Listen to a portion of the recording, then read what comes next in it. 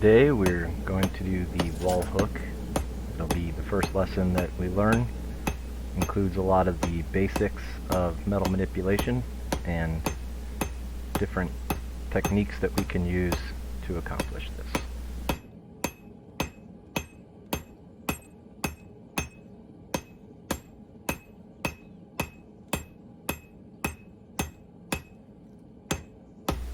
Before we even start, since this is some salvaged metal that I got from someone tearing up a road, I'm just going to knock down the rebar structure, make it smooth.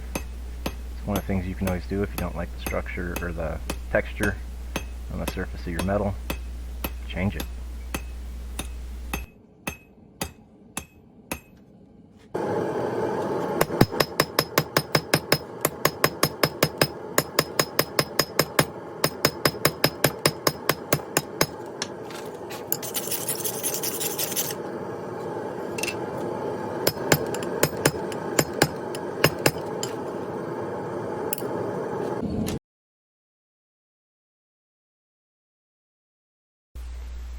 Square up round stock. You're going to hit one side, turn it 90 degrees, hammer out that side, turn it 90 degrees.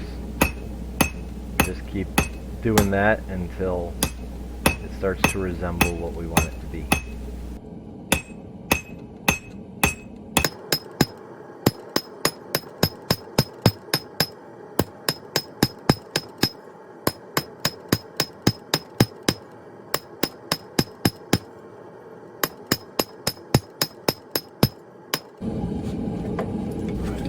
Here I'm using a lighter hammer.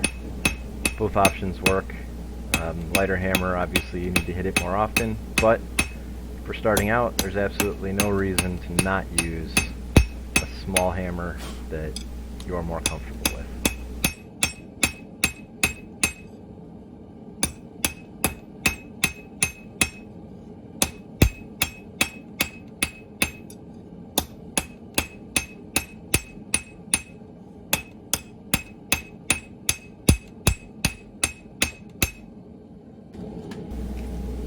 As you heat up the metal, it creates a layer of oxidization, basically really fast rust that happens because of the extreme heat of the forge. We call it scale. Scale is can go flying everywhere and it gets all over your anvil, and you want to brush it off, because if you hit it, you'll knock it into your workpiece and it will stay there, and it will change the way that it looks.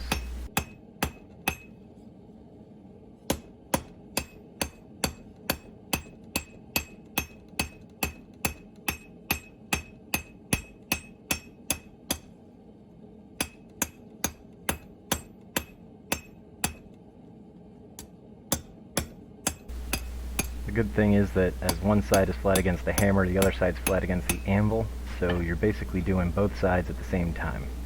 You want these edges to be crisp and square, or at least close to call it good.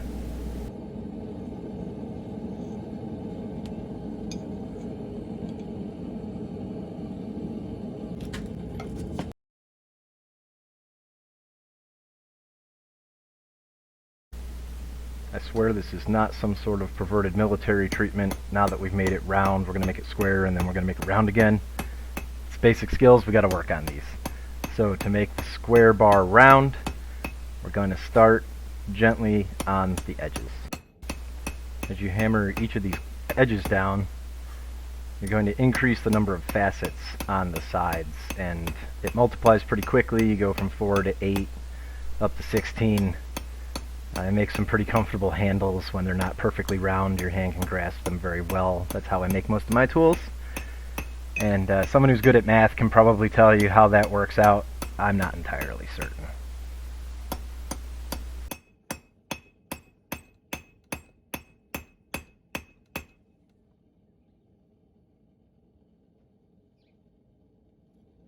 Continue to rotate the piece slightly while you hit it, and eventually it'll start to look more and more smooth as long as you keep to the basics. A little bit of rotation, bring your workpiece to your hammer.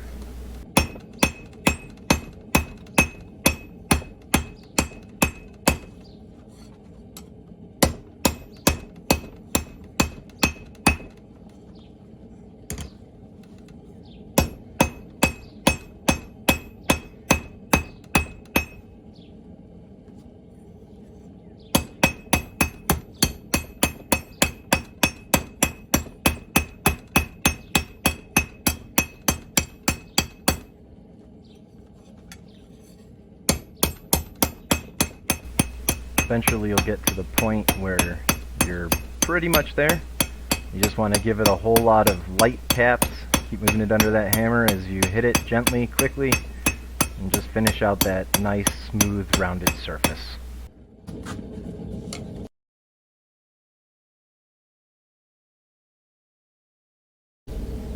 Tapers have 1,000 uses. Today we're going to draw this out and turn the end into a hook. This piece of metal is way too thick for a hook, so we're just going to hammer it down a little and start playing with it from there. At first I'm just hammering it out, kind of drawing that metal out a little bit longer. It's a little bit slow, so I'm going to put it on the edge of the anvil, and I'm going to create what's called a step down by rotating it slightly as I hit it, and you'll see that it knocks the metal into shape much more quickly.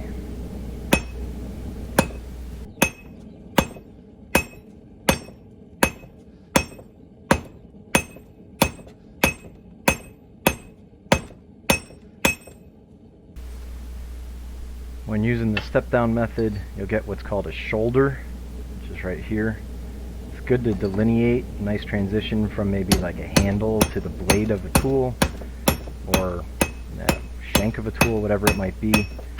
But since we're not trying to make a shoulder, we're just going to put that in the center of the anvil and hammer everything back down into itself and draw out this piece nice and smooth.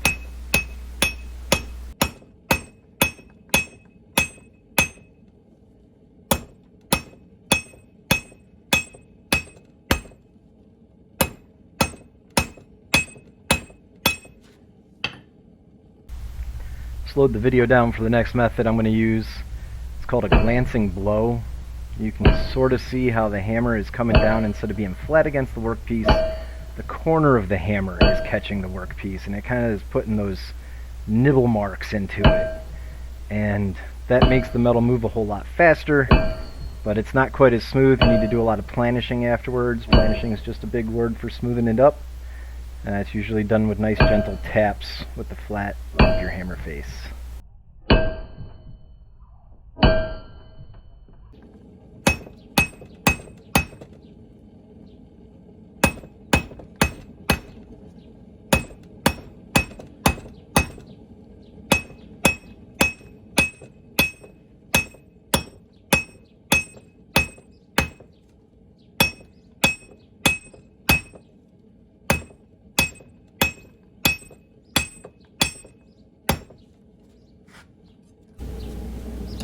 Almost at the dimensions that we want. So now we want it to be nice and round so that we can make something fancy with it at the end. So keep it turning. It'll try to squish out, it'll try to flatten, it might even try to twist just a little bit. Just keep rotating it and keep hammering it. You gotta sort of feel the metal here. This is where the art of blacksmithing comes in.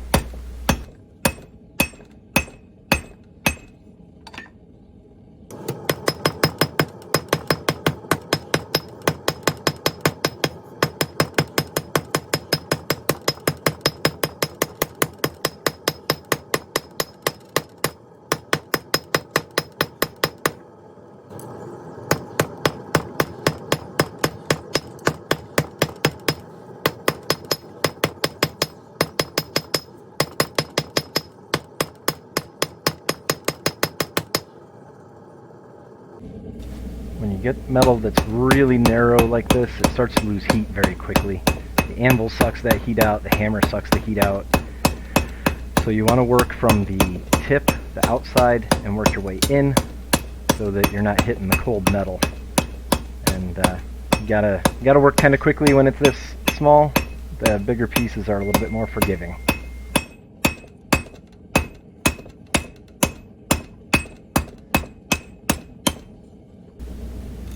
Finally making something. Putting that little piece around the horn of the anvil and just tapping it over. If you watch, it'll start peeking around the horn, and that is how we make a basic hook.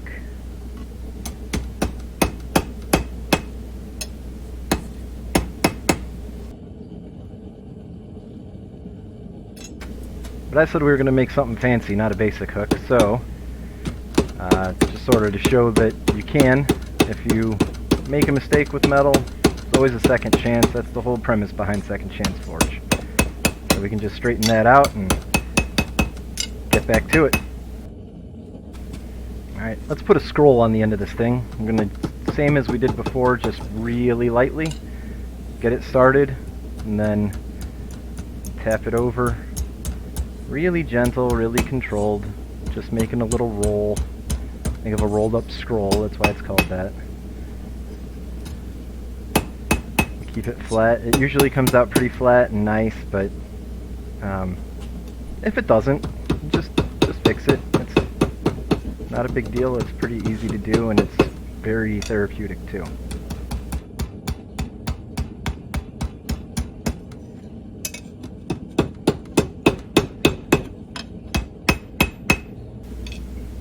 You can put as many scrolls as you want, 1 or 100 or whatever happens to be your fancy. I like this. It's starting to look a little bit like a fiddlehead fern, and probably more than I should have done, but looks really good, and I'm happy with it.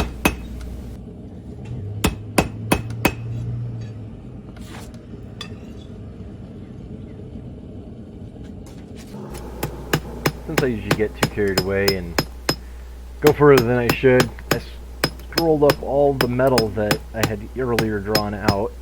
So let's draw out some more metal here, and we'll use a step down method and make it happen really fast.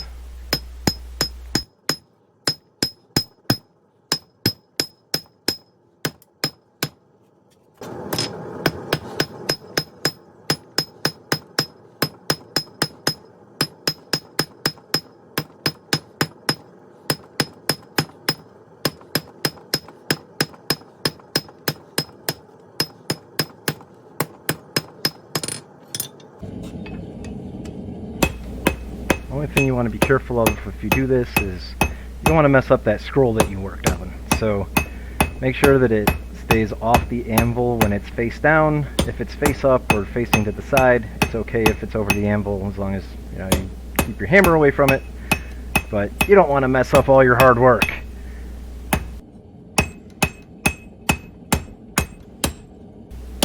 I want to twist this metal a little bit, and you can't twist round metal. You can, you just can't see anything there. So we're going to turn this back into a square bar at the top here. Twisting metal is fun. You just need to support the two ends of where you want to twist, which is why it needs to be square here, so that you can get a hold of it with a wrench. You can do it between 2 wrenches, 2 pliers, an anvil and a wrench, whatever you have. You just want to twist the piece while it's still hot. Obviously, the cooler it gets, the harder it is to twist, and I got a lot more twists down at the bottom than at the top, which will give it a unique look. Twisting metal creates a lot of scale, and it flies everywhere when you twist it, so get out the brush. As my high school janitor used to say, keep it clean, kids.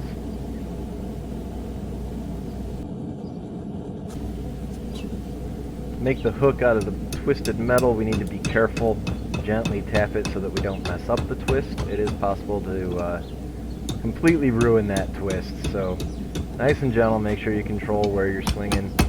And then here, just very light taps so that it doesn't end up getting squished and losing that technique, that look. Now we need a flat spot above the hook so we can attach it to the walls.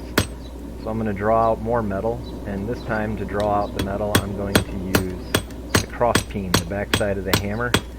Just like using the corner of the face, it draws out metal much more quickly, but again, it's kind of messy, so you just got to come back afterwards and clean it up a little bit.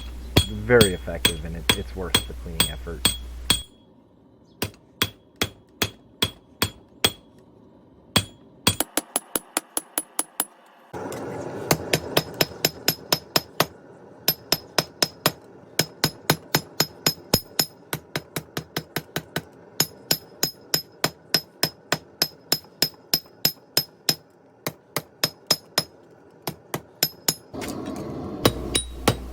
Get a flat surface, just work both sides, hammer one side, flip it over, hammer the other side, If it gets squished out a little bit, turn it sideways like that and keep everything the way that you want it to look.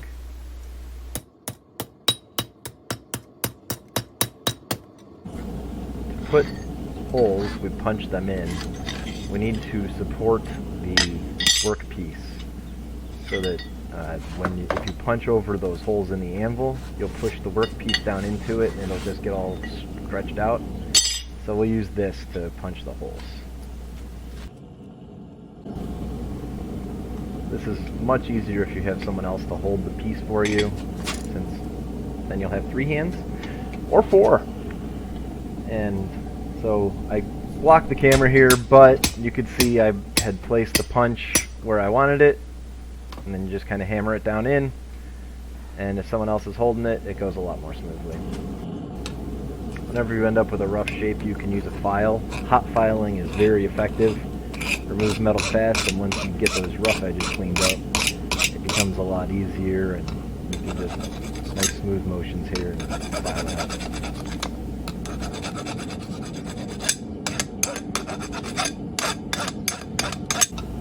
Now that the hole's nice and smooth, it's still sticking out in the back.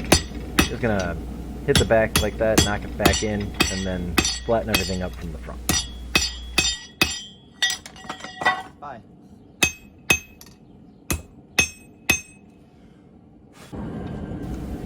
Coming back in with that punch and just kind of lightly tapping it in. It's called drifting the hole. It makes it a little bit wider. Just to make sure that you have enough room to actually put your screws in when your piece is complete.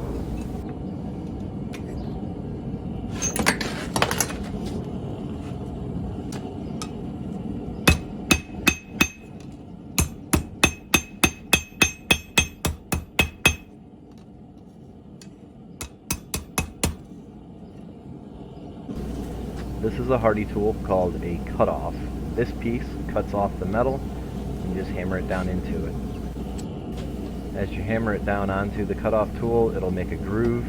You want to make sure that you put it back into that groove, set it right there, and work onto it so that it's cutting one nice clean cut instead of having multiple gouges in your workpiece.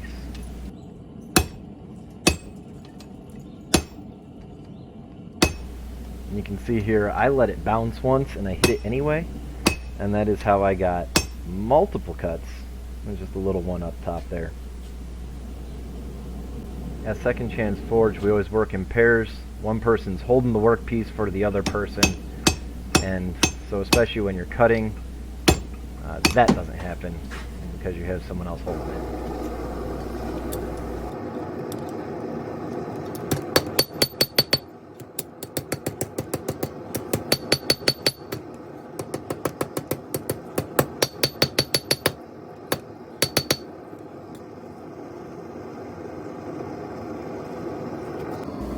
After you cut, you're going to have some sharp edges.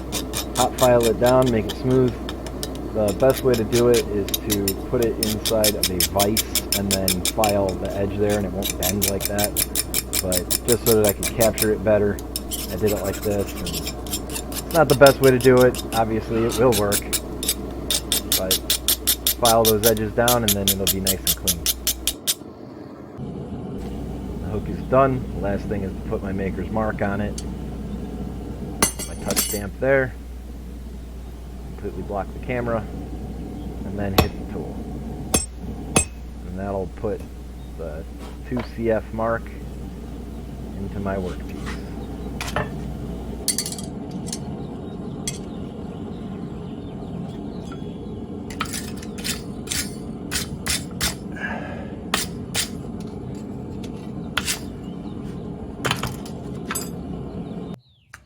Finishing is the last step. Just let it air cool to a nice dull black heat. There's a lot of finishes. I'm using linseed oil here. Put it in, make sure it gets coated.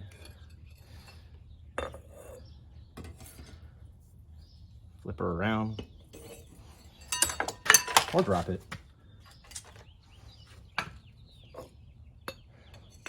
Same thing. Make sure you hit all the different spots.